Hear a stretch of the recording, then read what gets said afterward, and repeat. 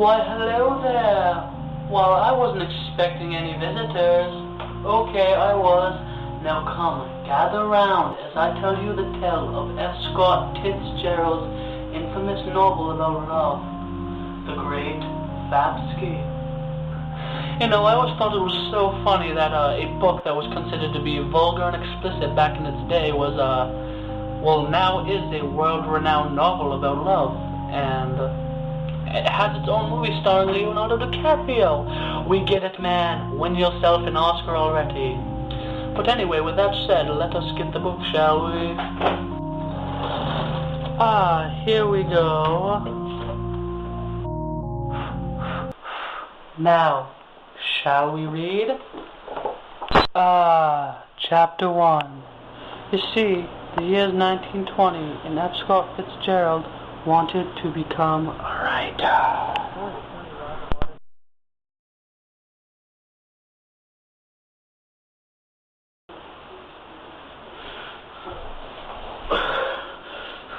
Boy, what I tell you, you ain't never gonna be a writer. No, you get your ass up. Because today's your first day working at the coal mines, boy. Why you got that book in your hand with that pen and stuff? Pa, I'm only 7 years old, and I ain't never coaled no mines before. Besides, Pa, it ain't no book. It's a story about a princess. Get your ass up, boy, because today is the day I'm gonna turn you into a hard-working man. Because us Fitzgeralds are hard-working men. Fine, Pa. I'll go to work, but can I have a hug first? Son, you can have a hug. A hug in the ball bag with my steel toe. Now get your ass up.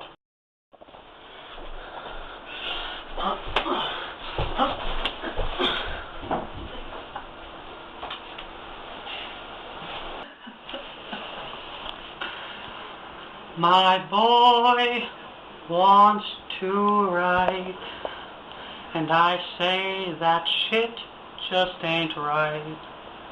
'Cause someday he'll be grown in a world all alone, but he'll never, never, never be a writer.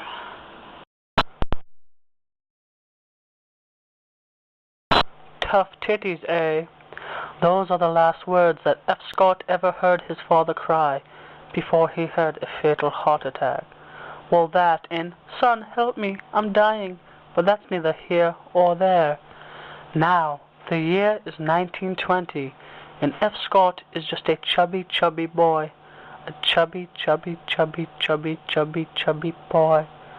Chubby, chubby boy. Please, take a seat. Well, hello, publisher. It is quite fancy for you to meet me in a situation that is quite as, nice as this one. Cut the horse poop, boy. You want to publish this book and all I've heard is bad reviews about it. Now tell me, what exactly is your story about? Well, you see, publisher, the story of the Great Fapsky is a romance about a man named Dick Verigay who is obsessed with finding out the very nature of a man named Gay Fapsky, a billionaire porn star that nobody knows anything about. Turns out that Fapsky is in love with his cousin, Rapey Pube Cannon, but she is already married to the inventor of Viagra, Dong Huge Cannon. And with that said, it is a tale of how Dong is so angry that Fapsky wants Rapey. That it's a tragic tale. So what you're meaning to tell me is that Rapey and Dong are married, but they have different last names? Because it's funny. It's a stitch. Yes, and the committee decided that we're not gonna publish this book. And by committee, you mean your whole wife that sleeps around with every damn guy in this town? No, Weisenheimer, the New York Times committee. I'll take my book elsewhere. Now maybe his father was right. Maybe he wasn't good enough to write a book and become famous. He couldn't even grow chest on his hair. He wasn't even a man. I don't wanna see, won't you every night around me? Hey boy, why the long face? Why you ain't a horse? North it down, Bob. Can't you see that the Chicago Tribune, they just denied my book and I am sad? Wait, okay, come with me. Fitzgerald and the bum, they talked for hours and hours upon hours. So you're telling me that the Chicago Tribune didn't want your book? Why, thank you, bum. You know, people do say that bums are smelly. They have no purpose in society, and their sense of pop culture is, how you say, terrible. And although you do smell like shit... Why, thank you. That means a lot to me. Now, give me your book, and I will take it and get it published for you.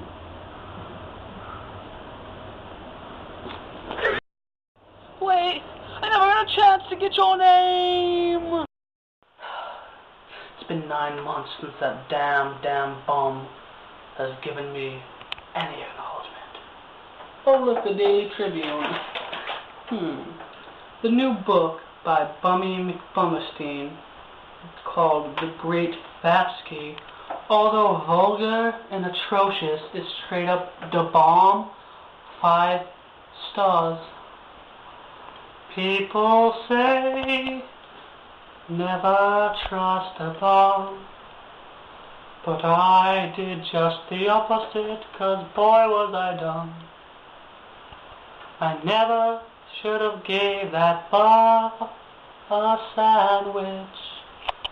Now I'll get back my book and show the world he's a crook, and after that is all said and done, I'll get myself a sandwich.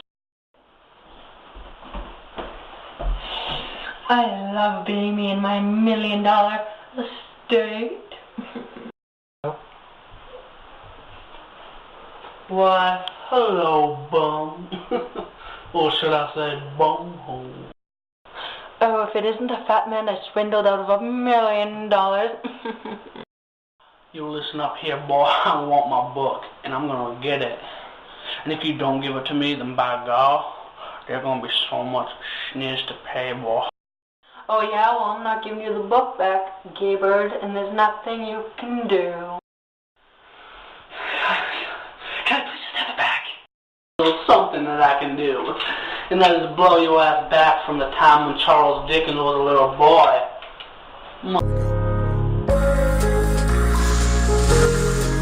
I looked in the mirror today and seen the realest nigga I ever met in my life. Okay, you can have your book back. It was a little too risque for me anyways. And that is the end of the Great Fapsky.